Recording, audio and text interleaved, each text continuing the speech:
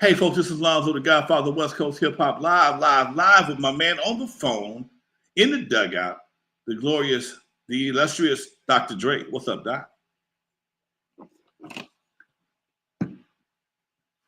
All right.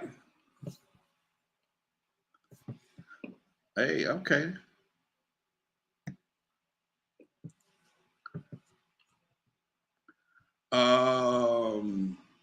Hey, it's all good, folks. We are here on a Thursday, 4 o'clock Eastern, Western time, PST. My man, it's 7 o'clock. It's damn near dark. Where you are, Dre?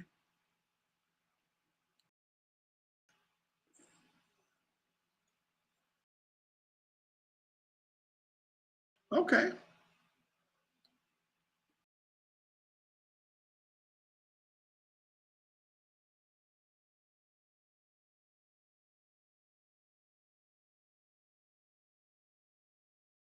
Okay.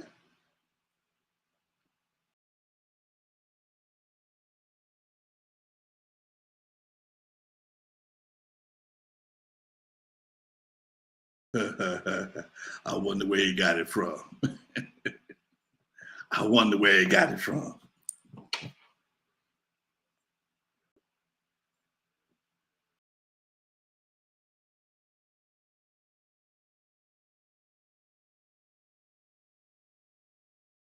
All right. Hey, folks, I'm looking in the chat room. I see my boy Chris Stacks in the house. What's up, Chris?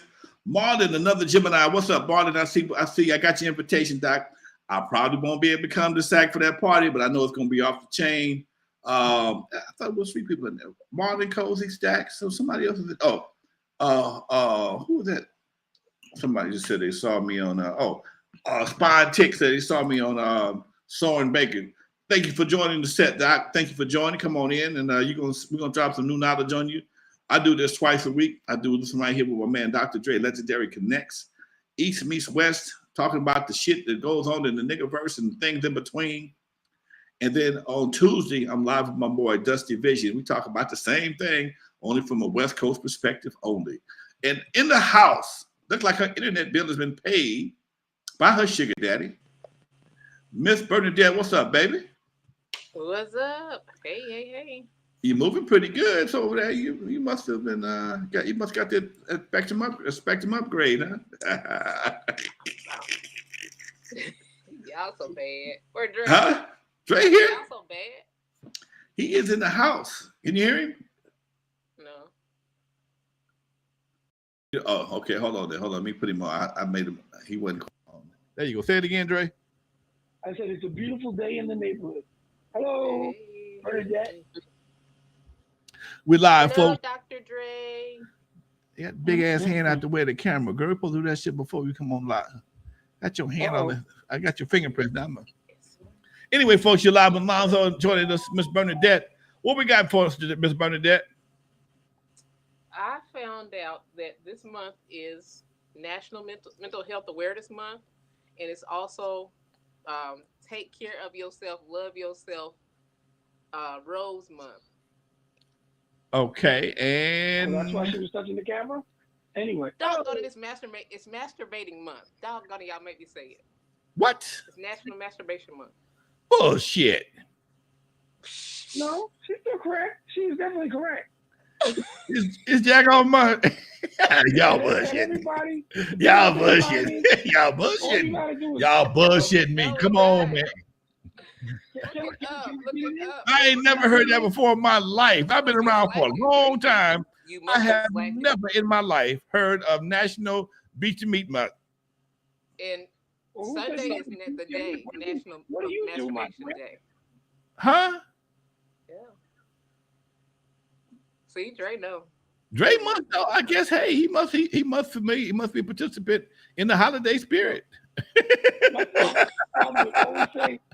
Huh? My father would consistently say to me, "Why do you have your hands in the pocket? Are you playing pocket pool?" And it took me many years to figure out what pocket pool was. You know what? So, but you know they what? might as well have a day, or a month celebrated to that, because there's nothing wrong with practicing as long as you can put a ball in the side pocket. Boom! Oh. You know what they told me? That if you play with yourself too much, you might go blind. Oh shit! Oh shit! Yeah, that comes to people. You know you got set up for that. That was a setup. You set yourself up for that one, Doc. I could not resist it. I could not resist it. How do rumors get started? Guess what? On this day of all days, I'm blessed because born to me was a son. So I definitely must have got the right hole in the right hole. You found it.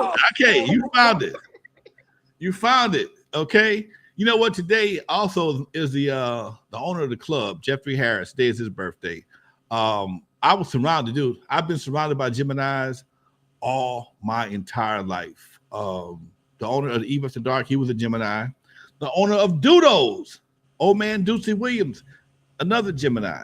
Back to Eve After Dark, the owner's wife was a Gemini. His son was a Gemini. My mama's a Gemini. My oldest daughter's a Gemini. My grandson's a Gemini. My sister's a Gemini. I'm surrounded. Dusty is a Gemini, and you know, my first wife was a Gemini, and that's the only one that I ain't messing with. But yeah, I've been surrounded by Gemini Fest. Big shout out to my partner Ian Hope, writer of Dracula Undead. His birthday was yesterday. My brother's Turn birthday up his volume. 2 days. I can't stand it. It's too much. I need a vacation. That's why this weekend is Memorial Weekend. Oh, forget it. Gemini City. Hey man, it is what it is. Shout out to my boy Marlon. Marlon gonna be with 50 this year. Yeah, he gonna be the big 5-0. Shit, I ain't mad at you. You know you're old when your YGs get AARP cards. You know you're old when your YGs got AARP cards. I was talking to a buddy of mine today. I always thought he was so much younger than me, but he is, but he ain't. But again, when you're talking about somebody that is you 25 and his ass is 15, okay, that's a 10-year gap. But when you 65 and his ass is 55, the gap don't seem as big for some reason. It don't seem as big, okay? He got the same problems you do. He's catching up to you. Yeah, it seems like he's catching up. I don't know. So it happens that way. But then that leads me to this question, Mr. Gap. Would you date a woman 15 years your junior? Yeah.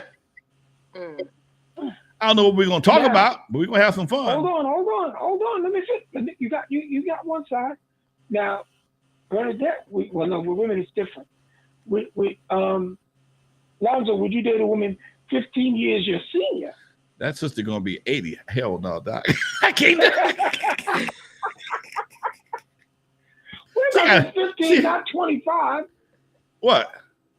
He said 15. 15 years, not 25. I'm 65, man. 65. Right, so that's 15. That's okay, 80. I see not to let you count the money. That's 80. 5 plus 6. 65 plus 5 is 670. Negro, 5 plus that's 5 plus 5 is 70. 10 more is fucking 80.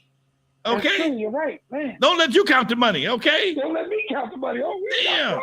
He ain't Ray Charles. He not Ray Charles. No. But wait a minute. Hold on a second. So you wouldn't date an 80-year-old? Dude. Oh man. She had to be a bad. She had to be Patti LaBelle. Okay. Patti LaBelle 79 yesterday. She had to be Patti LaBelle. Let me ask you this. Before the great, legendary, incredible one herself recently passed away, Tina Turner, at the great age of 83. Would you have dated Tina Turner at 80?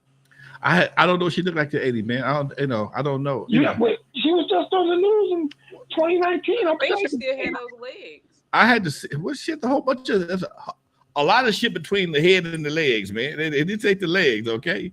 There's a whole lot of other shit between the head and the legs. All right. But we talking about Tina Turner. See, I can't mess with you because I'd have been all over it. I'd have been Iking it. No, I'd have let her be Ike. And me play Tina. Oh, gosh. See, that's that when bullshit. he into his fetishes, he like to get smacked around. You know, I do. No, I didn't say smacked around. I was just talking about age. I was saying I would let her play Ike and I would play Tina in age, not smacked around. That ain't it. He came up with some bullshit. I wasn't gonna find the fuck with that. I was hoping you let it pass by. Okay, I didn't get that one at all. But he gave it to you, and you took it, and we're gonna let it go. But yeah, Really? you know, when you in my age bracket, okay, it gets real funny real fast, you know, because I meet people all the time that way that they smile at a brother in their 40s, okay, but I got a daughter of 47, Mm. okay, I got a daughter of 47. So But when you you would date 15 years younger than you, so you would date with somebody 50. 50 wouldn't be bad. At least you got an ARP card What? with some discounts. So 50, but not 47, 46. We got. She can go get a discount with me. We go get group discounts and shit. You know No, what, wait a man? minute. You know what? I'm gonna keep it 100. You never know what you're gonna do until you do it. Okay, That's I true. can sit here on this. I can sit on this screen right now and tell you what I ain't gonna do. But somebody said, "Hey, boy, hey, bruh, come on over here. Get some of this sweet potato pie and some potato salad. And oh, by the way, my birthday, I'll be whatever the case may be. Shit. And if you can't tell, I ain't tell it. Okay, so you never know what might So happen, man. you wouldn't date Megan Thee Stallion if she gave you a good eye. Megan Thee Stallion, oh hell no. See, one thing about me, Boy, Gucci's. I'm not a hoochie fan. Okay, I like I didn't have. Okay. that. Let's remove the hooch. I'm just saying in general. I don't because you don't know if she's a hoochie or not. You only know what it's perceived to be. I don't date strippers. Mhm. I ain't that enthused about dating actresses. This is some I've had bad experiences with both of them. Strippers, that ain't what I do, and I've never really cared for females who need a lot of attention. Okay, because if I can't provide the attention, they're gonna seek it someplace else, and I ain't got time for all that. I got too much other stuff to do. So So a librarian. I ain't gonna. I don't want no damn. I don't want nobody boring. Okay. Now wait a minute. I know some pretty exciting librarians in my day. I don't know about you. I'm just saying, you know, it would have to. It You would. judging people on their craft. I know some really incredibly intelligent strippers in my day. Not all of Okay. them were hoochies. Some of them were actually getting the money and needed the money You know, to go to school. I had to get a lady on my show the other day. Me and Dusty interviewed a lady. Her name was Lexi Gold, and she's from Memphis, but she dances in Texas. And not only does she dance in Texas, she said when she dances, all the music that she danced to is her music. While she's dancing, her food truck is outside making these fire tacos, and she also has a There you go. restaurant that she sells chicken wings in. Okay, so you know she's a beautiful lady, great body, pretty face, but she got a head on her. Okay, and again, here's the next problem because she is doing her pole dance situation and so many people, you always gonna be under pressure for somebody trying to knock you for your girl, man. And niggas ain't shit no way. So niggas will try to knock a secretary or she could be a mail lady. Niggas don't care. But I was saying you got a lot bigger pool of competition and extra unnecessary stress because of the field she chose to get a hustle. And she was back there serving tacos in a truck, it'd be totally different. But if she's on the pole showing an ass and you know our ass or her ass to folks, somebody always gonna have something to say. And the whole purpose of why she's there is because she's attractive. And I talked about this with her because I did run a strip club at one time. I ran male exotic clubs, I ran strip clubs, any kind of club that you can name. Teen clubs make no difference. Lesbian clubs don't make no difference. Never run a male gay club. That ain't what I do. But Did you run a golf club? see, there you go, that bullshit. There you go. There you go, that bullshit. Okay. But when in the strip club, one for me, I tell people I'll have a different operating system. Don't mean I'm better, just mean I'm different. Okay, it's like PC versus Mac. Some people love PC, some people love Mac, some people like iPhone, some people like Android. And for me, I have a different operating system from most people. And I never really cared for the strip club situation. That was I never really cared for it. Even when I ran the club, the girls will tell you, I'm a nice guy. Okay. Coming from the old school operating system, Women are always ladies before they anything else. You got to earn the right to be a bitch in my book. Okay. I'll tease Bernadette, but I would never call her out of her name. Okay. I'll tease about her sugar daddy because that's our joke. Okay. But she's never done anything not to be a lady or a decent woman to me. She ain't ever said that on the line. She never cussed me out. She never disrespected herself to make me think anything other than that. And she can take a good joke. That's our running joke. Her and her sugar daddy. I'm just making up some shit. I don't know if she got a sugar daddy or not, but she seemed like she would have one. But anyway, it just. Just throw that on the party. I think you will But again, everybody can't take a joke. That's why she's on this show. Mm-hmm. She can take a joke. She can sit between me and you and be that filter between the two of us. And she can take my little bullshit joke. She can take a little stabbing from time to time. Huh? Your jokes be everywhere sometimes. They be everywhere. So it is what it is.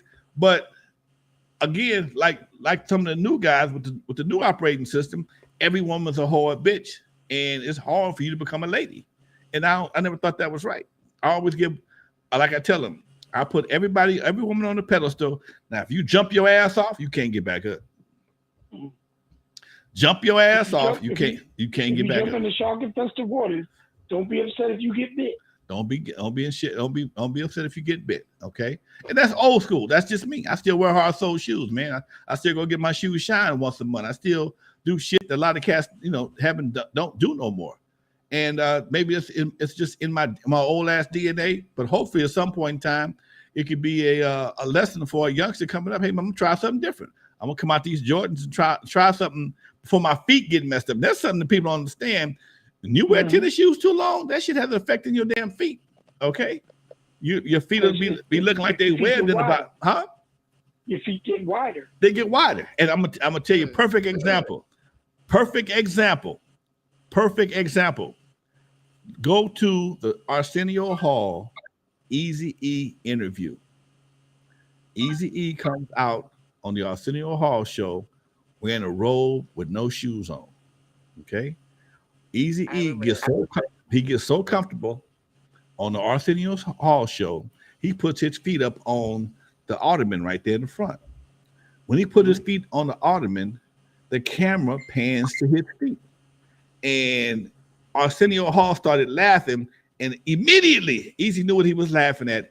He took his feet off that ottoman super fast, and all Arsenio Hall said was, feet are a funny thing. And if you looked at Eazy's feet from the bottom of them, you couldn't tell the toes from the rest of the shoe. That's just how tennis shoes, all that sweating and stuff that you wear for all that, it makes your feet just kind of mesh together. And that's just what it is. That's just what it is. What can I tell you? Okay. So every once in a while, I like wearing hard sole shoes. I regret not wearing my cowboy boots and my other hard sole shoes during the pandemic, because I put my feet in them some bitches. They had like they never seen me before. They're like, nigga, where you come from? I got about 14 pair of cowboy boots. Because in LA, cowboy boots, especially eel skins, which is my skin of choice, were very popular at one time, and I got them in various colors. And I went to put them some bitches on. I couldn't do nothing with them. I think I'm gonna be like that with high heels. Because I used to wear high heels every day when I was in the DMV in the DC area, but not now. So I think it'll be torture. Right. So Easy Steve saw the interview. Arsenio said, "Feet are funny, aren't they?" And he knew what he was talking about. And Easy, he got real self-conscious, took his fat ass feet down real fast, and started talking about Dre now. Okay, real talk. Real talk. I think Bigfoot. Huh? I said I'm going to look that up. I don't remember the feet part, but look at it. Arsenio Hall interviews Eazy-E, and it was right after Eazy-E and Dre. I think Dre had just left. He was talking about how Eazy's heyday was Dre's payday or something like that. Yeah. Yep. So yeah, it is what it is, folks. What's happening in the world of hip hop, folks? Come on, man. We'll find out that you don't need to be wearing Jordan all the time. You got to put some hard bottoms on. Yeah, every once in a while, Anyway. man. You know what? Anyway. Watch this. I'm gonna say something right quick. You watch in Go the ahead. next. I'm gonna predict something. In the next, maybe not right away, maybe 5 to 7 years, hard sole shoes are gonna come back. You watch. I don't think so. I watch. I don't think so. I'm And I'm not. gonna tell you I didn't say they're gonna replace. They're gonna replace tennis shoes, but they will come Can back. I answer the question? Go ahead. Keep trying. Okay. Don't sell me your hard shoes. I said I don't think so. And for one reason, it's because people's comfort levels and people's, like you just said, if your foot is spread, you're not gonna go put a hard bottom and squeeze that sucker into a tight ass shoe. Unless it's gonna be a soft bottom tight ass shoe. Well, But it's not. You're just not gonna do it. well, I tell you what's going. I'm predicting something because been following fashion. I've been a fan of fashion all my life. I remember in 1973, me and my cousins couldn't wait to buy slim fitting pants. Okay, the same pants. Tight ass jeans. No, pants. Skinny jeans? We did no. I know what he's talking about. If you look at the Temptations, they have what they call stovepipe jeans, stovepipe pants. Stovepipes are basically what they're wearing right now. They're narrow at the bottom and they come up and they fit. You know, they're fit. Not bell bottoms. They're not bell bottoms. And then shortly after that, bell bottoms came out. Then they had the wide leg because I love wide leg pants. Wide legs came out in the mid 2000s, and I can't wear none of my wide leg pants no more because they had a tight waist and they just draped down with a wide leg, and now everything is tight. Okay, so men's pants usually go back and forth.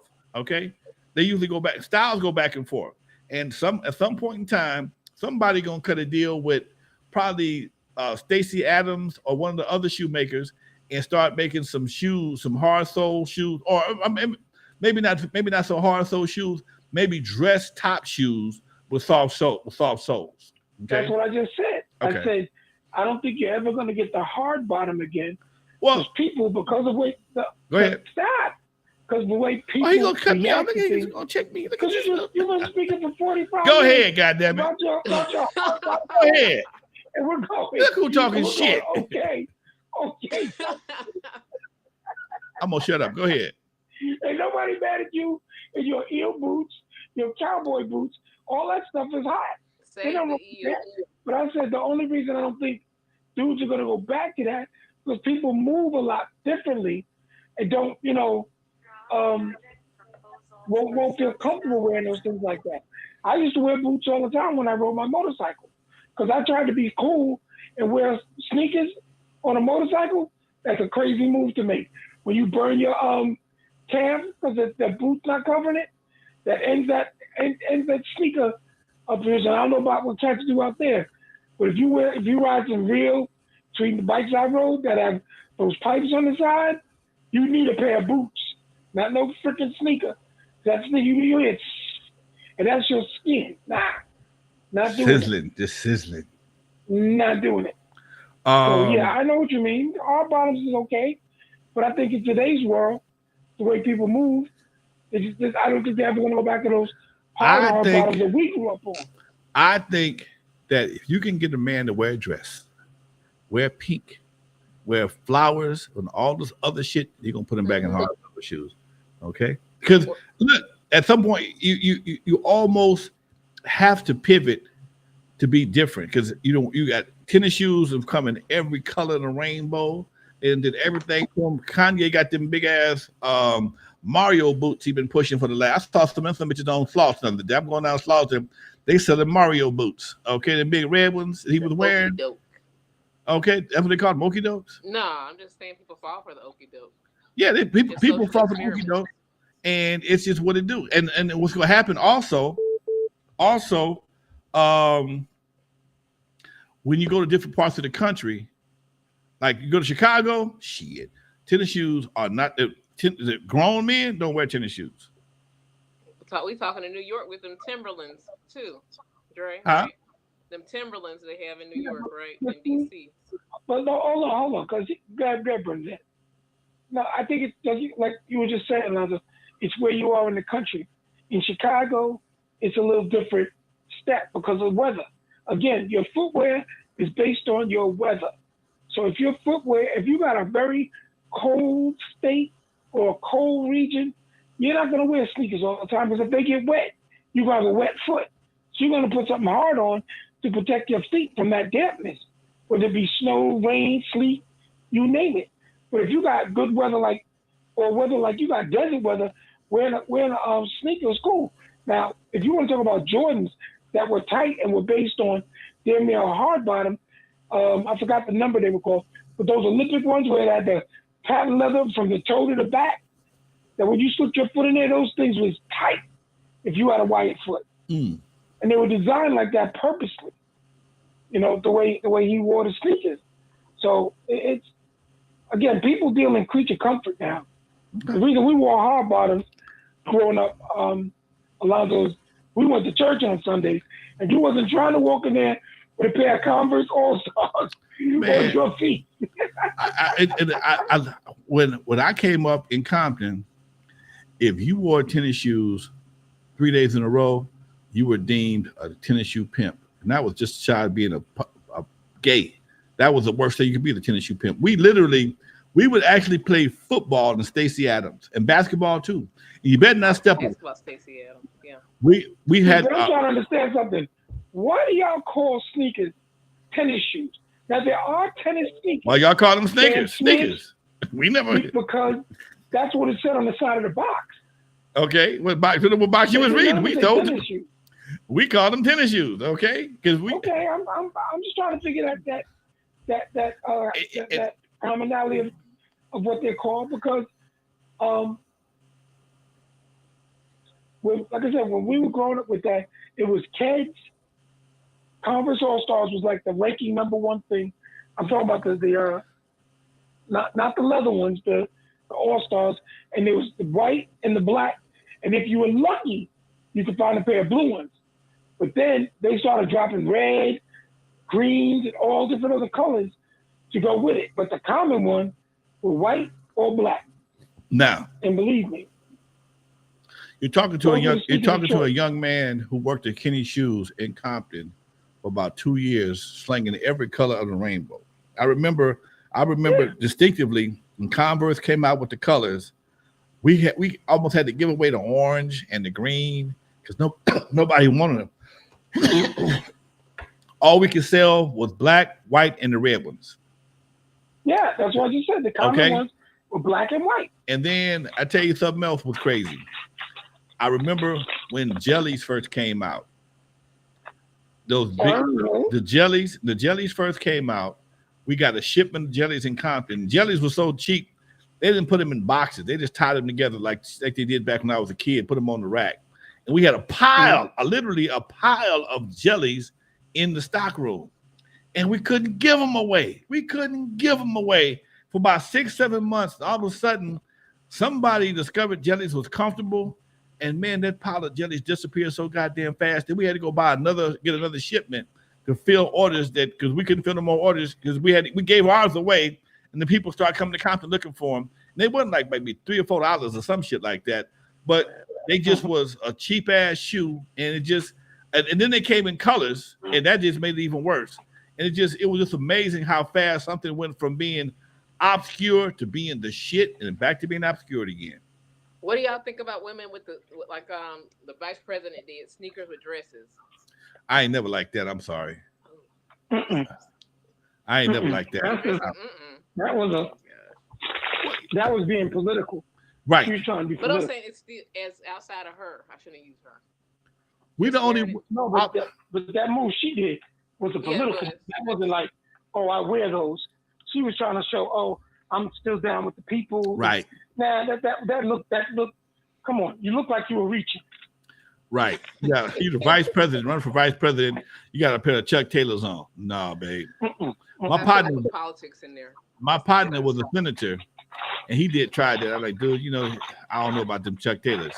And he looked at me and he laughed. And I never saw him in the Chuck Taylors again. Because there's some things. I mean, the first time I saw a young man put on a pair of Jordans in a tuxedo, I wanted to call his mama and say, baby, you want to get that boy some hard-sole shoes, okay? But I didn't at that point. I didn't realize how popular Jordans were. This dude had on a nice tuxedo going to the prom and a pair of Jordans on. Yeah. And he was around the same time my son was going to the prom, and I took my son shopping and hooked him up with a pair of, some nice shoes, a nice tuxedo, nice suit, the whole 9 yards, so he can wear the suit again. Because tuxedo, you look good for that at 8 hours, but you just spent the same amount of money as it would to cost to buy a suit, and you can't do nothing with it again but take it back. Okay, so I bought my son. Actually, I bought him a nice pair of shoes and a suit to wear to the prom, and he appreciated it because he was one of the few guys who had a dad that knew better. Okay, and that a lot of that is where it comes from, is the fact that your dad. My son, my son is 20 years old. He wears Jordans on a regular basis, but he know when he goes certain places, he got to put on a pair of hard soled shoes.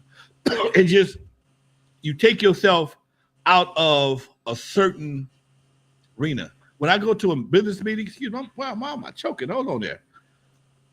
Get some water, friend. I don't know why you won't get some water. And if I got to get off the camera before I go get some water. I'll be all right.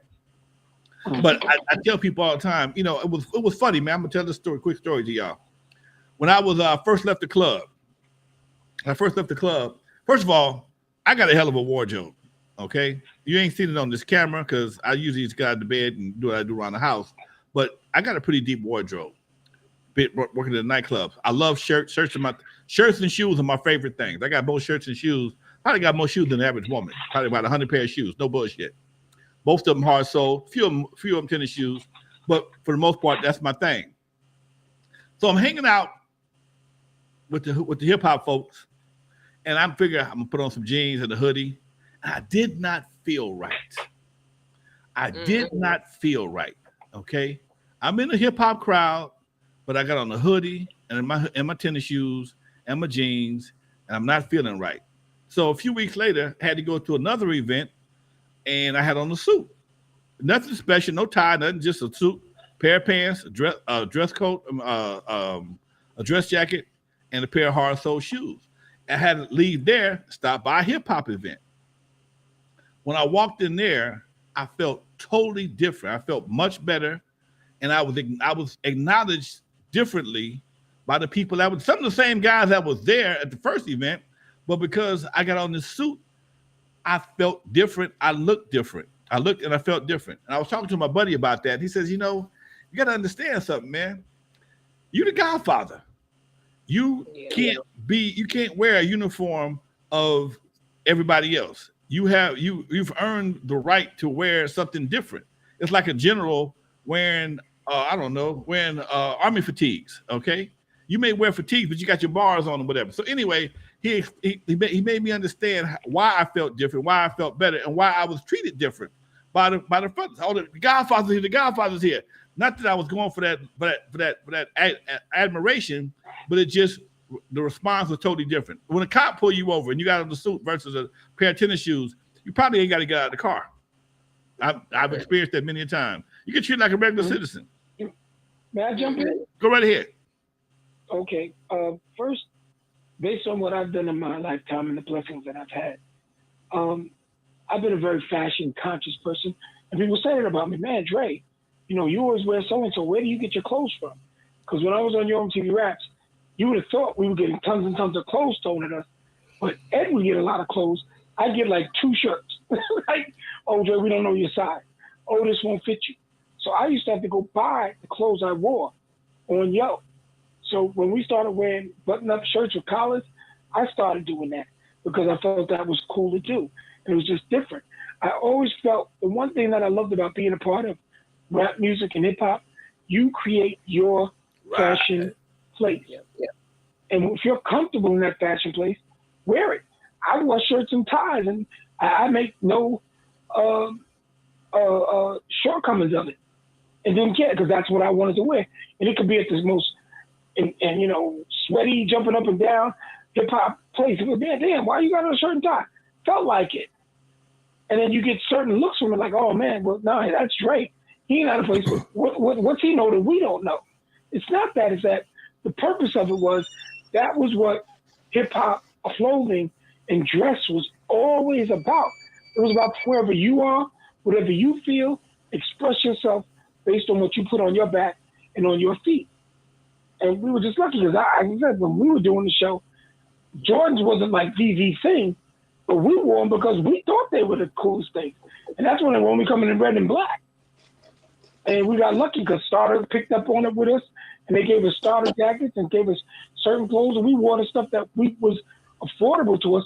But that's what hip hop was all about. You wore what you could afford, and you looked your best in what you felt was your thing. Because we weren't buying Calvins and Gloria Vanderbilts and all that stuff. That's why Lee jeans was hot, Levi's, because that was the stuff that you could afford, and that was there. And then Lee went and did colors, and you wore Lee suits, and it was like, man, damn, what do you do that? And then once you make it popular, they start jacking the price up on you. But the reason we were wearing that stuff, because that stuff was affordable. Right. Hey, man. Even when it came to sweatsuits that we wore, if you wore an Adidas sweatsuit, you were in a different stratosphere. So when one of them was wearing Adidas sweatsuits, Jam Master Jay did that.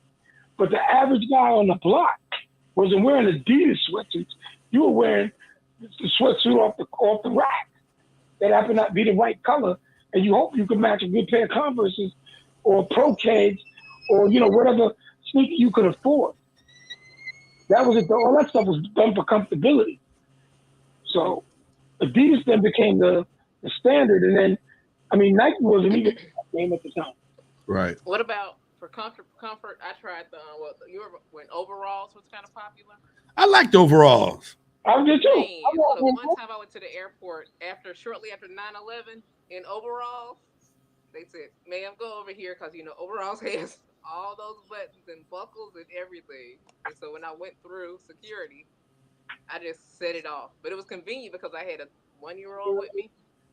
I was like, you carry everything with you. I tell you something else. I tell you something else that I used to like a lot back in the day, and I worked in the studio was coveralls. Mm-hmm. Plenty of coveralls was cool. I love coveralls. I mean, when I would come back to the studio, I had a project in the studio. Shit, I had me a pair of blue coveralls and a pair of dirty ass tennis shoes, and that was my get down clothes. Okay, that was my get down clothes. I had a Carhartt overalls, which Cross Color saw me wear. Nice. And they were like, "You like overalls?" And I said, "Yeah." And they made me an orange pair of what do you call it? Overalls, and a yellow pair of overalls for Cross Colors, and a black pair and a blue pair. Jumpsuits. Oh shit! They were like, "You gonna wear that?" I said, "You damn skippy. This is hot." Like, and then they made me a pair of shorts like that, and they like, "Dre ain't wearing those," and I wore them, and everybody was like, "Yo, where did you get those from?" Dre used to have those legs out back in the day. I saw. Hold on. Yeah. One of my folks just hit us off talking about jumpsuits back in the day. Which one?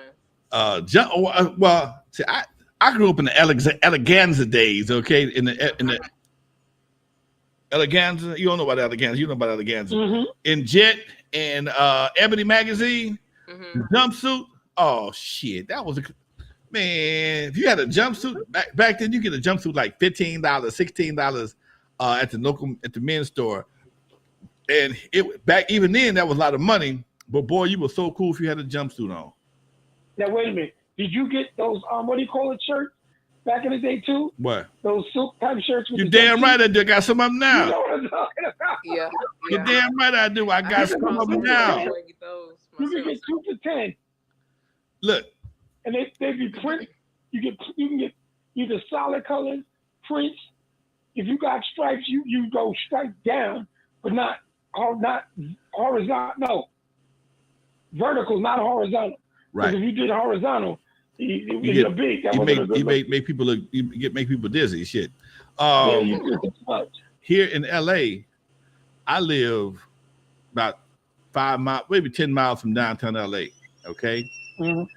I back in the day would go shopping at the mall just to look, and go downtown and buy all the shit. Okay, because everything comes up Alameda. There's a street to come through Compton. From the ports of Long Beach all the way to downtown LA. It's straight shot, Alameda. And everything that you see in the stores or swap meets goes downtown first. And the stores Right. downtown, they would have it still in the box. I got shirts right now I bought 20 years ago. I'm not bullshitting. 20 years ago, I still can fit. They still look like they brand new, and people still compliment me on them right now because where I bought them from, they were great with great material. The shirts normally would cost you about $70 in the store. Downtown LA, $15. Went out there, bought every color they had. Okay. I would love the slots and swap meet when I come out there, because they had this stuff that we used to have out east, and it was at least $40 difference. Because once it got popular, out like on Jamaica Ave or on D Street in Lower Manhattan, where you went, because that was always like, the cheapest. People would say, oh, go up in Harlem. Harlem was like $40, $50 more because they knew the value of the cost of it. But Jamaica Avenue, you could always get it like low. But I went out to California to slots and swap meet. I was like, oh shoot, $10? Get me 5 of them. And I would fill up my bag and take it home. Right. And I'd get my size. I was like, get out of here. That's exactly what I look for at home if we can't get it. Can't get or it. It was like $100. Now I ain't spending $100. I spent $10 when I was a kid. Where'd the $90 price increase come from? All right, folks, you're live with Lonzo and Dr. Dre. Miss B in the house. Her sugar daddy has paid her cable bill. She has a great connection today. She's smiling. Words and mouth all match up. Nice. I do that myself. Got a cross. Got a cross in the background.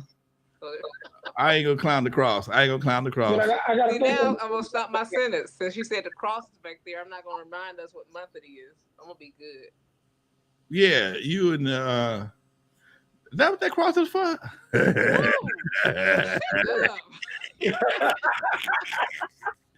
You're on a roll today. You know what? I will stop because I'm about to pull a Richard Pryor joke out of my ass right quick. I know you're on a roll. Y'all remember Richard Pryor joke? Bernadette, what's going on down there with this 11-year-old getting shot by the cop in your neck of the woods in Mississippi? We doing so much, and I have to see. We doing so much here in Mississippi. Like I said, the women and whatnot out of control. I was telling somebody in Mississippi, we the gauge that we have on right and wrong is always going, back and forth. I have to check and see. I'll get back to you because, like I said, the moms and the wives and the cousins going wild out. It's the wild west and south. What do you say? The boyfriend was attacking the mom. The 11-year-old called the police. The police got there looking for the boyfriend, who had conveniently moved away for the evening. And they're yelling, "Come out with your hands up!" The little boy comes out with his hands up, and they shoot him. How big was this little boy? They thought he was a man. I have no clue, but our boy. I can't see it, Lonzo. But they don't look at him like the same as their young boy. But his hands is up, right? Why did they shoot him? But his hands is up at 11 years old. Why would you shoot the little boy? Did he die? No, he's in the hospital, and he kept telling his mother when they shot him he didn't want to die, and her mother's like, "Why did you shoot him?" He called. Right. It's like, wow, man, it's crazy. And then we lost the great Tina Turner, the one and only, Queen of Rock and Roll herself. I had the privilege to meet her one time at a Video Music Awards. And somebody said, "So how was she?" I said, "Hi, good afternoon, Miss Turner." She said, "Hi, how are you doing?" Shook my hand and she moved on. That's pretty much a meet and greet. I had we had a long conversation, but she looked gorgeous. I had I was very close with Etta James. She was a good friend of mine. She's a gorgeous woman. Actually, she lived around the corner from me, and she would tell me stories about all the people that she grew and she ran with. These people, just like me and you talking today. Tina Turner, Etta James, Patti LaBelle coming up. All these folks that came up together. Yes, it just made for it made for interesting conversation. And she was saying this. She tell me who the hoes was. I ain't say Tina was a hoe. She tell that bitch right there. She's just right here. Blah blah blah. What? Yeah, don't let her fool you. Anyway, it just was amazing just to sit back and hear some of them stories and be able to get some firsthand information on some of the things that was happening back in that time. Just like we giving firsthand information right now. What we did back in the 70s and 80s, it was it's intriguing to a lot of people. I see my man OG Steve. What's up, bitch, baby? I see you. Thank you very much. Ike was a pimp. Everybody knew Ike was a pimp. Everybody knew Ike was a pimp. Ike was a pimp. And Ike Tina, was a pimp. I don't know if she sold no pussy, but he pimped her for her music. Okay. Oh, yeah, it was a known fact. For the voice. For the voice. But I remember Tina was what, 14? 15 when like that. Yeah. Yeah. And she was, between her mother and father, they just passed around and Ike paid for her. I mean, they didn't say it like that in the movie, but that's paid her mama for her to come out on the road and to be with her. They implied it. I saw that voice. What? I said it was implied that there was like the transaction. Yeah, but when she heard that voice and she saw those people's reactions, I said, I got to put a baby in her to keep her around. He knew what he was doing. How many pimps are in the music industry? When he was younger, it looked like it was okay because I could always, darken his hair and keep it look like his age was right. But Tina was extremely young, and so were the dancers with her. You know what? Let's change this up for a hot second. I'm looking at a post here in the chat room. I'll put on the screen right here. Eric Riley sent it to us right quick. Do you guys know they have banned a young black girl's inauguration poem at some schools in Florida? In Florida, I didn't know that. What's happening with that? The young lady that did the inauguration poem for Joe Biden. I was going to bring that up. Oh later. Yeah, okay. Yeah. They said one parent said that it was that they thought that Oprah Winfrey voted for her, and it was negative to white people. And again, what's his name? Who's the governor of Florida? DeSantis. Ron DeSantis. He jumped all on it, and now they're banning a poem by a young black woman. And I say, my feelings is about this. If we don't get up and stand up for each other for the next 8 elections and remove these people from office, you're going to constantly have this. So us complaining is a waste of time. It's what you do in November in the ballot, in the voting booth. We have to fight for our right to survive. Well, and if you don't fight, you will be crushed. That's just the way it is. I saw a post today by a good buddy of mine, and he said that if Biden and Trump are the only 2 people that are left when we come down to the finals of the presidency, he's not going to vote. And I'm like, what does that do though? What does that do? I mean, it's like you're not co-signing, but I never understood. You're taking a vote out of the race. Well, if you do that and the wrong person wins and you realize your vote might have mattered, don't be angry then when whatever comes down. We all know that one drop of rain ain't gonna be a flood. But again, when numerous people feel the same way, and that becomes the sentiment of of a large group of people that could actually make a change. Unfortunately, we are in a 2-party situation, and if Joe Biden and Donald Trump, these 2 old white men, are the only ones standing when it comes down to the presidential election, and for us not to vote, because I keep hearing it, I'm totally confused by this. Now, I'm not an easy dude to confuse. I usually find the logic in most everything, and it seems to me that, well, if the Democrats don't come to the table, we're not going to vote for them. That means the Republicans going to win. What they going to do? So you follow what I'm saying? If the Republicans don't come to the table, we're not going to. I mean, if the Democrats don't come to the table, we're not going to support them. So that means the locks. Can I interrupt you for a second? Hold on a second. I'm almost done. That means that the lockstep Republicans will get their way throughout the Congress, the Senate, and possibly the White House, which means that we're gonna be in double shit up to our elbows if we don't stand up and do something. I'm confused. Let me help you unconfuse you. What that means is you have to get off your narrow-minded black ass, Asian ass, Jewish ass, Spanish ass, you name it, and understand something. If you don't vote in all the elections, not just the presidential, you got to go all the way down to the dog catcher and put people in place that are going to make change for you. That's the thing you have to do. Stop worrying about, oh, Biden and if Trump ran, and I'm not going to vote. You're a dick. You have to vote all the way down the line. And maybe you should go run for office and say, no, we're not going to take this anymore. Then you can become a leader enough so you can replace Biden. Biden don't want to run unless somebody can replace him. And I heard, well, if Biden decides not to run, they're not going to vote for Kamala Harris. Why not? What do you think is going to get different? Mike Pence? See, he's a walking asshole. People told you they wanted to hang you and kill your family. And you walk around, well, I don't know what you're talking about. I didn't hear that. Dude, you need to get what you deserve. Okay. Bottom line is, if we don't step up as people, all people of color, of different ethnic groups, Native Americans, you name it, and cut the horse shit, you need to vote together and remove these people that are trying to destroy you. We have to remove this gerrymandering. That's what's really screwing up elections.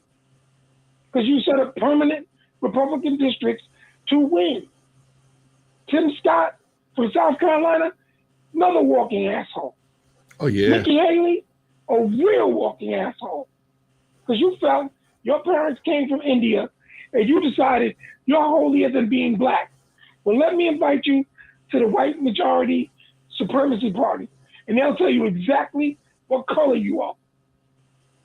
Don't you get it, Beavis? I don't understand stupidity. Run them up. Not voting is you losing immediately. Period. Yeah, you get the government that you don't vote for. Exactly. One of the guys in the chat room, 1968, said voting was never for us anywhere. We don't know what it is to work together collectively as a people on one agenda, one mindset to push us forward. We've been lost in America for over 400 years. I totally agree. I agree. Plantation. So you decide to continue to walk around without a candle in the dark? Wait. Hold on. What he said is, we're not working collectively. Everybody else works collectively. Acting like house niggas and field niggas. Everybody else works collectively. You know, we were talking about some local politics here lately, and there's some people making moves already for the elections coming up next year to be putting themselves in a position to make things happen. Excuse me. What about grouping for Barbara Lee, who's running for state senate? If you don't like the other two candidates, why not Barbara Lee? Here's the biggest thing on the table for me, and this just deals with women totally. If you vote Republican, then you vote against your right to own your body, period. If you vote Republican, that means you are everything they say you are. They don't care about you. That's just insanity. They take away your rights as a woman to deal with your medical issues, whether it be you deciding to have an abortion, you having a miscarriage, you being able to use contraceptive. If you can't figure this out at this point as women, then you deserve what you get, period. And that's the sad case. So go take yourself to TikTok and be the latest booty dancer, dropping hot, all that other nonsense. But right now, your right for your own body is at stake. If that's not enough not to vote Republican, I can't help you. I can't help you. Yesterday, I was listening to one of my political shows on television, on the radio, and this brother said he votes conservative. And they asked him what if Ron DeSantis became the candidate for the Republican, would he vote for him? He says yes. And I'm like, so you would vote for somebody who would eliminate Black history? And he says, I vote conservative. I said, so you vote for? They said, because then you'll vote for somebody who who do all these things to try to suppress the history of black folks and all the stuff he's doing in Florida. If he had the opportunity to become the president, would he do the same thing? And he probably would do the same thing, only on a bigger scale. And it just amazes me that no matter what the cost may be to your personal situation, you will vote with a party no matter what. And I just think that's one of the most things I've ever seen before in my life. But remember this, Alonzo. Remember when Jim Jones had all them people drink the Kool-Aid? Yeah. Remember? And who was the majority of them folks that was drinking Kool-Aid? Black folks. I say no more. So first of all, being a black conservative is the greatest oxymoron on the planet. How can you ever be a conservative when you were a slave? Look, you know what? White slave owners had slaves fight in the Civil War. Well, and they was like, well, we want to save the master's plantation. Because how are we going to live if we don't save the master?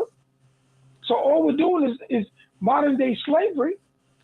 So my thing is, if you're a black conservative and you actually believe by you being conservative, you're helping people because, all this money, we shouldn't be funding this and funding that and funding this. Listen, nigga, how do you think them crackers own you? Who do you think gave them that money? Who do you think built this nation? No black conservative. That's just being a bootlicker. That's being ridiculous. I mean, I'll call you a bunch of names because what happens is that when you stop that opinion, you think you arrive and not understanding one thing, it can be taken away from you in a snap of a finger. And I have to give credit to people like Jim Brown, Muhammad Ali, Kareem Abdul-Jabbar, and who was the last one, Lonzo? We had this last week. Jim Brown, wasn't it? There was four. It was Bill Russell. Lou Alcindor, Bill Russell. And Bill Russell. You bootlicker. You have no clue what it means to be conservative. That's a white term used to oppress you, you fool. Dre? Sorry, I have to get the music. Well, I hear black and conservative put in the same sentence. Ridiculous. A lot of the people, the big conversation is the Democrats used to be the ones that was anti-black, and then the Republicans were the ones that was trying to free the blacks. And it flipped. The script flipped at some point in time. I think they flipped during the Eisenhower days, if I'm not mistaken. No, it flipped. It flipped when Lyndon Baines Johnson signed into law the Civil Rights Voting Rights Act. Was it? And that because the Democrats in the South were called Dixiecrats. Okay. And when he flipped, the Republicans flipped from him because Republicans and the false narrative is that Abraham Lincoln freed the slaves. No, he did not. He said it very clearly. If I could win the war without freeing the slaves, I would do it because that's not the issue. And everybody thinks slavery was the issue of the Civil War. It was succession. You idiots, pay attention and read. Lincoln never wanted to free the slaves. He was not an abolitionist. He didn't care. He was like, oh, well, we're losing, free the slaves. That'll give us an edge. Economics. Because he had no plan in freeing the slaves. And he died before he could do anything. Right, they took his ass So out. when Lyndon Johnson signed with, and this is the mistake of the civil rights movement, because that was a failure. Because if it wasn't a failure, we would have civil voting rights today. And why do you need to have rights when the amendments that were passed in the Constitution make you a citizen? So it's another foolish move because King and his movement, well, we'll do this and it'll work. It didn't work. It still hasn't worked. Period. Stop it. You don't need a separate constitutional civil rights act with a voting rights. It's already in the Constitution. All right. Dre, he's more protective of Martin Luther King because this is AI. They have him in a hoodie, and black folks was offended by seeing the man in a hoodie. I'm like, what kind of devotion is that? All right, folks. Yeah. Time to wrap up the show, baby. It's an hour, baby. It's been an hour. Miss B, say goodbye. I love y'all. Goodbye.